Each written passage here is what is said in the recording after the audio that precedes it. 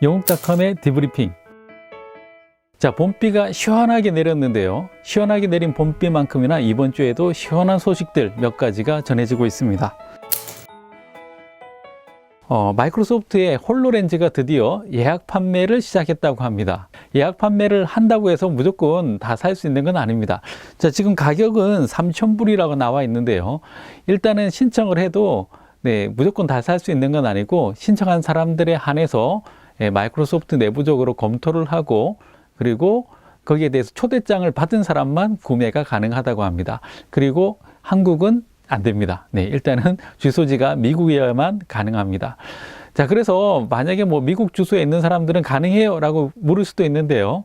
제출해야 되는 게 포트폴리오 같은 게 있기 때문에 그냥 제출해서 뭔가 하나 재밌을 것 같아서 사봤어요 라는 것들은 아마 힘들 것 같습니다. 보통 이 정도 나오고 나면 그 다음 수순은 개발자 SDK가 나오고 에뮬레이터가 나오고 하는 수순으로 이어지겠죠. 자, 3월 말에 그리고 4월 초까지 이어지는 마이크로소프트의 빌드 컨퍼런스에서 좀 더 많은 내용들이 나올 것으로 기대합니다. 응답하라 파이썬이라는 이름으로 세미나가 열린다고 합니다. 자, 3월 18일 날 마루 180에서 저녁에 있는 세미나라고 하는데 제가 이걸 오픈하자마자 봤더니 오픈하고 반나절 만에 마감됐다고 합니다. 그래서 파이썬의 인기가 얼마나 높은가를 알려주는 세미나인데, 자, 이 세미나가 좀 특이한 건 이 세미나가 역시 또 마이크로소프트가 하는 세미나라고 합니다.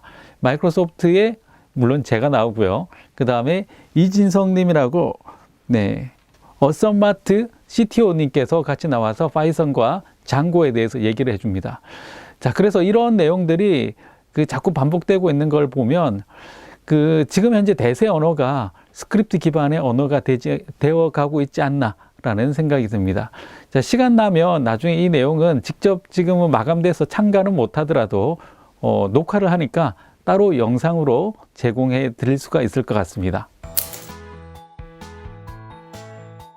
당신의 아이폰이 감시당하고 있어요 라고 하는 메시지가 뜨게끔 업데이트가 된다 라고 하는 뉴스가 나와 있는데요. 자, 이 얘기만 들으면 누군가 당신의 아이폰을 허가받지 않고 쳐다만 봐도 메시지가 나오면서 감시를 하고 있다, 조심해라 라고 나오는 메시지 같은데, 미국 같으면 FBI가 아이폰을 감시만 해도 알 수 있게 된다 정도의 기대치를 가지시면 안 됩니다. 자, 여기서 말하고 있는 건 뭐냐면 요즘에는 옛날에는 그냥 PC만 가지고 업무를 했지만 요즘에는 개인적으로 사용하는 디바이스들, 이런 핸드폰이나 아니면 태블릿 같은 개인용 디바이스로도 업무를 계속 볼 수가 있습니다. 이런 형태의 작업을 이제 BYOD, Bring Your Own Device라고 해서 각자 자기의 디바이스를 가지고 업무를 보게 되는 현상을 얘기하기 시작하는데요. 이랬을 경우에 굉장히 자유도도 높아지고 업무가 언제 어디서나 진행될 수 있다라는 점에서는 굉장히 훌륭한 발상이지만, 또 다른 면으로 보면 보안이나 또 어떤 회사의 기밀이 누설되는 그런 부분들에 있어서는 또 취약해질 수밖에 없다는 거죠. 그래서 나온 기술이 바로 MDM이라고 하는 기술입니다. MDM은 모바일 디바이스 매니지먼트라고 하는 기술이나 솔루션들을 얘기하게 되는데요. MDM은 개개인이 가지고 있는 디바이스에 동의를 구하고 솔루션을 설치하게 되면 그때부터는 이 디바이스에 대한 내용들이 이제 회사 정책에 의해서 보호되고 관리되고, 그리고 일부 기능이 막히고 하는 그런 것들을 얘기하게 됩니다. 자, 만약에 특정 중요한 구역에 갔다라고 하면 거기에 들어가기 위해서는 핸드폰으로 촬영을 못하게끔 막는다든지 하는 것들이 좀 더 다 MDM에서 제공하고 있는 기능인데요. 아이폰에 이번에 추가된 기능은 해커가 쳐다보고 있어요가 아니라 MDM에 의해서 기업이나 어떤 특정 조직의 관리를 받고 있다라고 하는 그런 내용을 노출해 주는 겁니다. 그래서 해킹하고는 상관없다라는 얘기를 해드리고요. 그리고 이런 관점에서 보면 이건 감시라기보다는 감사에 가깝다라는 얘기입니다. 자, 감시는 계속 쳐다보고 있는 거고, 감사는 동의를 받고 확인하고 상대방이 알고 있는 상태에서 하는 게 감사죠. 그래서 이건 감사에 가까운 얘기다. 어쨌든 아이폰 같은 경우는 굉장히 네, 보안에 신경을 많이 쓰고 있는 것 같습니다. 네, 다시 떠오르고 있는 키워드 텔레그램이죠. 허핑턴 포스트에서 올라온 기사가 있는데요. 여기에 보면 테러 방지법 통과 이후에 새누리당의 텔레그램 가입이 증가되었다라는 기사가 있습니다. 자, 이건 약간 정치적인 기사이긴 한데 여기 보통 텔레그램에 가입을 하게 되면 내 연락처에 등록되어 있는 사람이 가입을 하면 이렇게 누구누구님이 가입했습니다라고 뜹니다. 그래서 그 뜨는 내용들을 모아서 봤더니 이 사람들이 왜 이렇게 많이 가입을 했지라는 걸 기반으로 해서 낸 통계 같은데요. 정말로 텔레그램이 안전할까요? 다른 거에 비해서? 자, 일단 이런 측면을 볼 수가 있을 것 같습니다. 첫 번째는 그 주고받는 메시지는 반드시 어딘가 보관이 돼야 됩니다.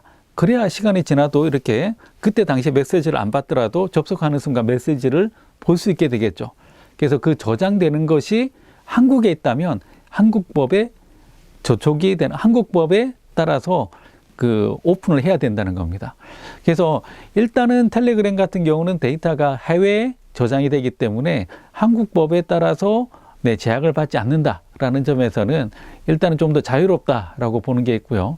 두 번째로 데이터를 주고받을 때 보내는 쪽에서 암호화를 시키고 받는 쪽에서 암호를 푼다.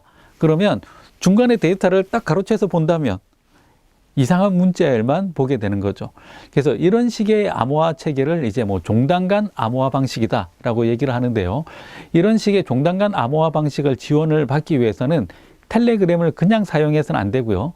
텔레그램에서 비밀 대화를 사용을 하셔야만 종단간 암호화 기능이 지원이 된다고 합니다. 근데 문제는 이제 메신저는 나 혼자 쓰는 게 아니잖아요. 그냥 앱이면 나 혼자 가면 되는데 메신저는 나 혼자 가면 외톨이가 돼요.